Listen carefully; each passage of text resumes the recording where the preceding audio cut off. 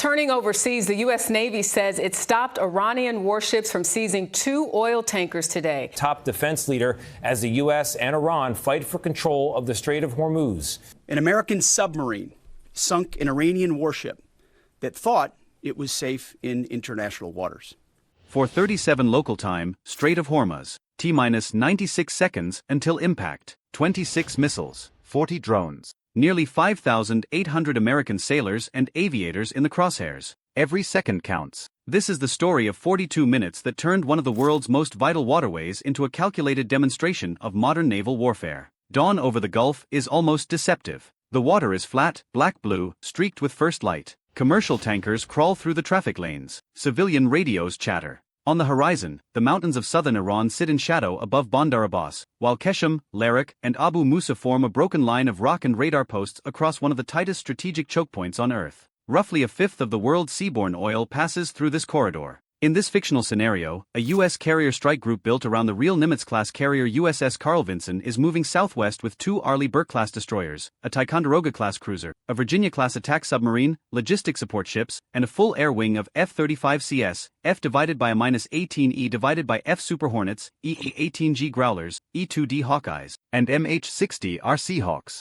Imagine you're on that bridge. Salt in the air. Headset on. Normal transit. Routine watch. And then routine dies. Why here? Because the Strait of Hormuz compresses distance, time, and options. At points, the shipping lanes are only a few miles wide in each direction. Iranian coastal batteries can reach into the passage. Fast attack craft can hide among commercial traffic. Drones can launch from islands, trucks, and disguised containers. Every radar return matters. Every mistaken track can cost lives. That geography is what makes the ambush attractive. In war games for decades, planners have circled this patch of water in red ink. A carrier group is powerful in open ocean. In a choke point, the fight becomes intimate, layered, and brutally fast. Now shift perspective. Deep inside an underground operations cell near Bandar Abbas, Iranian planners believe they have found the moment. In this fictional scenario, political pressure has been building for weeks after a spiral of sanctions, covert sabotage, militia clashes, and maritime seizures across the region. They don't want a prolonged conventional war. They want a shock. A public wound. A blow that raises shipping insurance overnight, shakes Allied confidence, and proves that even the U.S. Navy can bleed inside the Gulf. Their plan is multi-domain by design. 8 Khalij Fars anti-ship ballistic missiles for speed, 18 cruise missiles including Gator and shorter-range anti-ship variants for saturation, 40 drones for decoying, scouting and terminal confusion, 28 IRGC fast attack craft armed with rockets and heavy machine guns, 6 explosive drone boats hugging the waves, and 2 Goddard-class midget submarines positioned for close torpedo shots. They think numbers will do what quality cannot. They think clutter will do what stealth cannot. They think the carrier's escorts will be forced into a losing math problem. And for a few minutes, from their side of the table, it looks brilliant. Civilian shipping provides radar noise. The island's break line of sight. Cruise missiles can sea-skim. Ballistic missiles descend at terrifying speed. The surface swarm can rush in behind the missile wave. The submarines wait beneath it all. Layer air, sea, and subsurface threats together, and you don't need to sink a carrier to declare victory. You only need burning steel on camera. You only need 1 ship crippled, 1 flight deck unusable, 1 mass casualty event. That is the strategic calculation. But there's a problem with their plan. They're preparing to ambush a formation of ships. What they're really facing is a combat network stretching from orbit to the seabed. They planned for a radar duel. The Americans are fighting a sensor war. They assumed the first warning would come from the ships themselves. It doesn't. Hours before the first missile leaves a launcher, an MQ-4 Sea Triton has already noticed unusual fastboat dispersal patterns near Qeshm. A P-8A Poseidon has been feeding acoustic anomalies into the common picture. National overhead assets have flagged transporter erector launchers moving under camouflage netting near Jask. Signals analysts at Al Udeid Air Base have caught encrypted burst traffic lighting up in clusters that match pre-launch command behavior. What they didn't account for is information dominance. Not just better missiles, better seeing, better fusing, better deciding. And in modern war, that gap kills. At 0411, 26 minutes before the first projected impact, the first serious alert hits the Combined Air Operations Center. At 0414, cooperative engagement capability and Link 16 traffic across the task force spikes. At 0418, the E-2D Hawkeye already on station widens its orbit and starts sorting drones from civilian clutter. At 0422, the carrier's deck goes from controlled routine to organized violence. Pilot sprint. Yellow shirts signal. Catapult cycle. 2 more Super Hornets launch. A Growler follows. On the Aegis ships, spy radars sweep harder, operators hunched over glowing consoles with pulse rates that suddenly matter. You're there now, inside the Combat Information Center, red lighting, clipped voices, no wasted words. Track numbers multiply, symbols bloom across the screen. Unknowns become hostiles. Hostiles become priorities. The entire task force shifts from transit posture to survival posture in under 4 minutes. At 0430, the first confirmed launches. Infrared satellites catch the bright spears of ballistic boosters climbing inland. Seconds later, coastal cruise missile plumes are spotted from dispersed positions near Bandar Abbas and farther east toward Jask. The system doesn't panic. It cascades. Air warfare commanders assign kill chains. Hawkeye pushes target quality data. Destroyers accept remote tracks. Growlers begin electronic attack. The Virginia-class submarine reports contact on one suspected Gauter boat. The carrier turns into the wind, not for launch efficiency now, but for tactical geometry. Every degree matters. Every second cuts. Either for you or against you. Could you make those calls with less than 2 minutes to first intercept? The first layer of the defense starts high. 8 anti-ship ballistic missiles are climbing, arcing, and then beginning their plunge. This is where Aegis earns its reputation. From the escort screen, SM-6 interceptors leap vertically into darkness, their boosters punching columns of fire into the dawn. 1, then 2, then 4. The sky above the Gulf turns from empty to mechanical thunder. The first kill comes far out, a bright fracture against the upper atmosphere. Then another. Then another. Fragments blossom and fall cold into the sea. A fourth ballistic missile breaks apart after a terminal guidance disruption. A fifth survives longer, diving through chaff, but an SM-6 catches it late, so late that the shockwave still slaps windows across the destroyer screen. The sixth dies clean. The seventh is hit, tumbles, and splashes 700 meters off the cruiser's bow. The eighth almost makes it. Almost. A damaged body, half-guided and half-blind, plunges into the water in a tower of white so large that men on the flight deck instinctively duck. 4 seconds. That's all the margin was. But the ballistic threat was only the opening act. Now the cruise missiles arrive low and mean, using the sea itself as camouflage. 18 of them, coming from different bearings, some fed mid-course updates by drones overhead. This is where the fight gets ugly, because sea skimmers give defenders little time and less forgiveness. The E-2D calls out vectors. F-35CS, using passive sensors, push targeting data without ever advertising themselves. Super Hornets accelerate to cut off the outermost tracks. AIM-120s reach for the higher drone controllers first. Growlers flood sectors with jamming. On the ships, standard missiles and ESSMs begin the real work. Every launch is accompanied by that same brutal question. What do you shoot first when everything is inbound? Minute 4, 6 drones down, not because they were the deadliest, but because they were the eyes. Minute 6, 2 cruise missiles killed beyond 40 nautical miles. Minute 7, 3 more shredded by ESSMs. Minute 8, a pair breaks formation as SLQ-32 electronic warfare and Nulka decoys distort what the missiles think they're seeing. One chases a ghost and dies in open water. Another veers wide and skips into a tanker wake. Minute 9, a damaged gator still keeps coming, low enough to hide in clutter, fast enough to force the inner layer to work. Phalanx opens up, a screaming buzz saw of tungsten. C-RAM joins. The missile is hit, but not erased. Burning, broken, spinning, it slams into the port side of an escort destroyer just above the waterline. The blast rips metal, starts a flight deck fire, and knocks sailors off their feet from bow to stern. 21 are killed in this fictional scenario. 37 are wounded. Heart pounding. This is real now for everyone on that ship. And this is where training decides whether damage becomes disaster.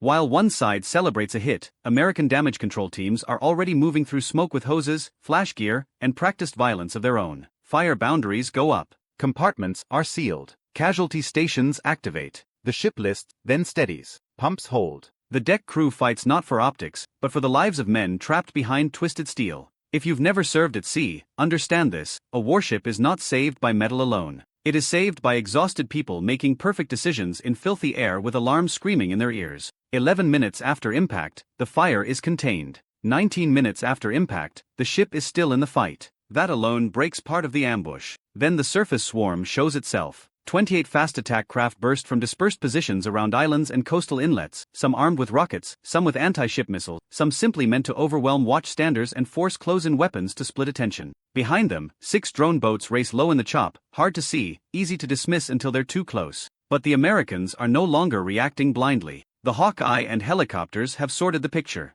MH-60RS dive toward the swarm with Hellfires and APKWS rockets. A destroyer's 5-inch gun begins methodical work at range. MK-38 25mm mounts chatter. Super Hornets sweep in low, not for dramatic effect, but because speed and angle matter against small, fast hulls. One boat erupts, then 3, then 7, fuel flashes, hulls cartwheel. Water columns rise among the formation like hammer blows. From the enemy's view, this is the moment confidence curdles into comprehension. They are not charging a line. They are entering a precision kill box. Below the surface, the last dimension tries to cash in. One Gotter-class submarine fires first, wake-homing torpedoes cutting toward the screen. Acoustic alarms spike. A destroyer deploys countermeasures. An MH-60 are already cued by the P-8A drops Mk-54 torpedo almost on top of the suspected contact. Seconds stretch. Then the sea itself convulses. Oil and debris roll upward. The second Goddard tries to creep west, but the attached Virginia-class attack submarine has already solved the geometry.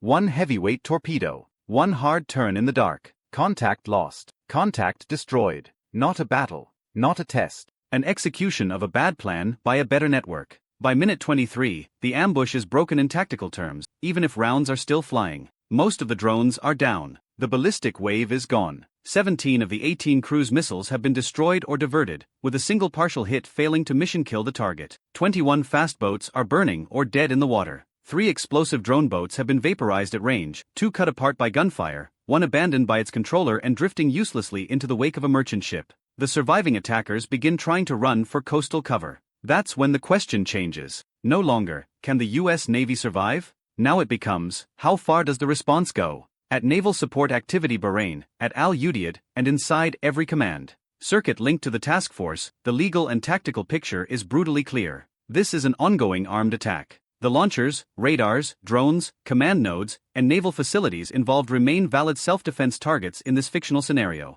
Authorization moves fast because the evidence is immediate. Not emotional, not theatrical, documented, time-stamped, multi-source confirmed. Within minutes, the defensive battle becomes a counterstrike. The response is overwhelming because it is designed to erase capacity, not just punish behavior. F-35CS and Super Hornets from the carrier push north with targeting packages already built from the battle itself. Tomahawk land attack missiles pour from the cruiser, both destroyers, and the submerged Virginia-class boat. Electronic attack widens. Air Force fighters from Al Dafra enter the architecture. Tankers stretch the fight. ISR platforms keep feeding coordinates. First targets, over-the-horizon radar sites near Jask and Bandar Abbas. Blind the coast. Second, surviving mobile missile launchers and their reload trucks. Deny the next shot. Third, drone control vans, uplink nodes, and island launch strips on Keshem and Abu Musa. Fourth, IRGC Navy fastboat pens, ammunition storage, fuel depots and command bunkers. Bases to launchers. Launchers to logistics.